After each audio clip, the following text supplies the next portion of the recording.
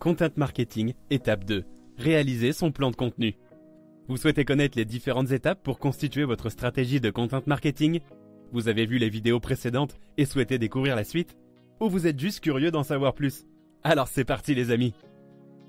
Bonjour à vous, je me présente, je suis Lenny de LearnyBox et je suis moi-même un infopreneur qui gagne sa vie grâce à cet outil complet qu'est LearnyBox. Si vous voulez découvrir cette plateforme pour vous lancer et commencer à gagner de l'argent sur le net, découvrez leurs services via la formule gratuite sur leur site internet. Alors, pourquoi faire un plan pour sa stratégie de contenu? L'erreur la plus courante, c'est de travailler son contenu au fil de l'eau. Vous cherchez une idée et vous rédigez le contenu, puis vous n'y pensez plus jusqu'à la prochaine date où vous devez produire un contenu. Pourquoi est-ce une erreur?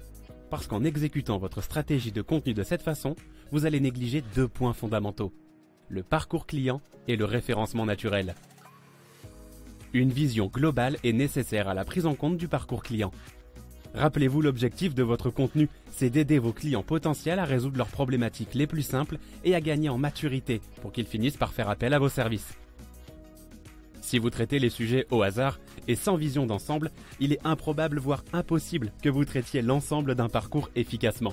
En effet, il vaut mieux prévoir peu de contenu mais sur l'ensemble du parcours que beaucoup de contenu qui ne serait qu'un contenu de découverte par exemple.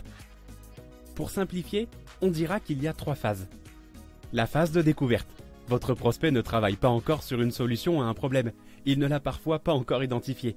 Il va s'intéresser à des sujets généraux et des tendances sur son secteur ou son métier. La phase d'évaluation. Votre prospect a identifié une problématique dans son quotidien qu'il doit résoudre. Il cherche les solutions à son problème et les compare entre elles. La phase de décision. Votre prospect a identifié les meilleures solutions à son problème, il sait comment il va s'y prendre et doit décider avec quel partenaire il va faire affaire parmi ceux qui proposent la bonne solution. Pour chaque étape, vous aurez des formats de contenu plus adaptés que d'autres.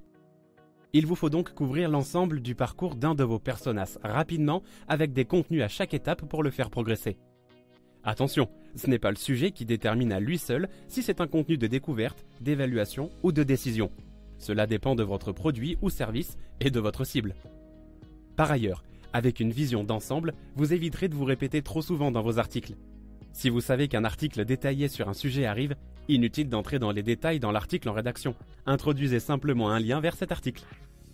Transition parfaite pour vous parler du maillage interne. Attention, ça devient technique. Le maillage interne, comme certains d'entre vous le savent, est extrêmement important pour le référencement naturel, comme pour vos lecteurs. Il permet à vos lecteurs de naviguer plus facilement dans votre site sans avoir à faire des recherches complémentaires. S'il est bien réalisé, il leur permettra en plus de progresser dans leur parcours en passant d'un sujet à un autre plus avancé. Pour Google, c'est une autre histoire. Je ne vais pas rentrer dans les détails, mais retenez que plus vous avez de liens internes, plus Google perçoit votre site web comme proposant un contenu cohérent et de qualité à vos lecteurs. De plus, chaque fois que Google va visiter votre contenu, il va suivre ces liens et donc Google verra des portions plus importantes de votre site à chacune de ses visites. Tout cela va favoriser votre référencement naturel. Mais alors, pourquoi ce maillage interne nécessite de faire un plan de contenu à l'avance? Parce que vos contenus ne seront pas tous créés en même temps. Cela paraît évident, mais lorsque vous allez rédiger le premier article, vous n'aurez aucun lien à proposer. Et au fur et à mesure, cela deviendra certes plus simple, mais rapidement vous ne saurez plus quel article ou contenu renvoie à quel autre. Avec un plan de contenu, vous pourrez très facilement faire les mises à jour, car chaque lien aura été anticipé. Mais alors, comment créer le plan de contenu? Bonne nouvelle, c'est plus simple que vous ne le pensez. Étape 1, générer les idées. Commencez par lister une trentaine d'idées de contenu, en veillant à ce qu'il y en ait pour chaque étape du parcours client. En revanche, vous ne devez pas avoir autant de contenu pour chaque phase. On est dans une logique d'entonnoir. Prenons par exemple 15 contenus découvertes, 10 contenus évaluation et 5 contenus décision. Étape 2, trouvez les bons mots-clés associés. Pour chaque contenu qui sera référencé, trouvez les mots cibles pour lesquels ils devront être optimisés. Pour simplifier, les contenus référencés seront essentiellement constitués d'articles de blog. Ils correspondent généralement aux 2 premières phases du parcours. Étape 3, cartographiez le maillage interne de vos contenus. Réalisez un mind mapping simple pour représenter les liens que vous souhaitez faire entre les articles. Vous voyez, c'est plutôt simple au final. Enfin, il vous suffit de créer votre plan de communication. Encore un peu de courage, vous y êtes presque. Vous avez réalisé une partie très importante du travail. Maintenant, il faut que cela se sache.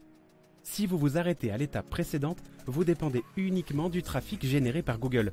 Et cela serait dommage.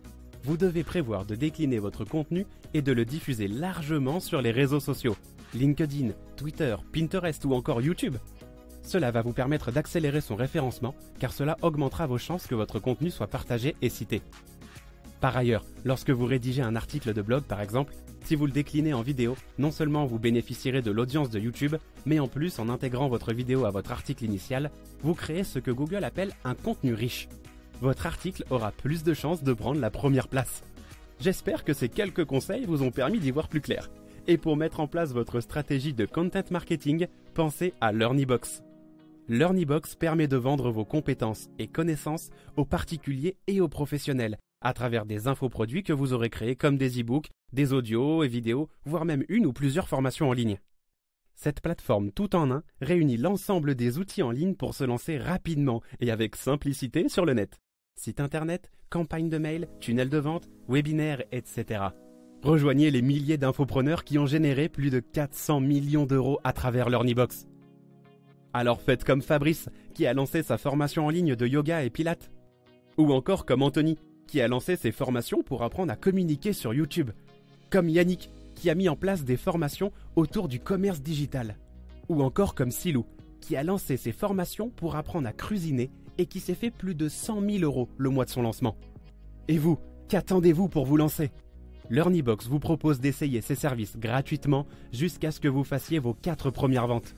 Il est temps de passer à l'action et de cliquer sur le lien dans la description pour vous lancer vous aussi dans l'aventure extraordinaire de LearnyBox.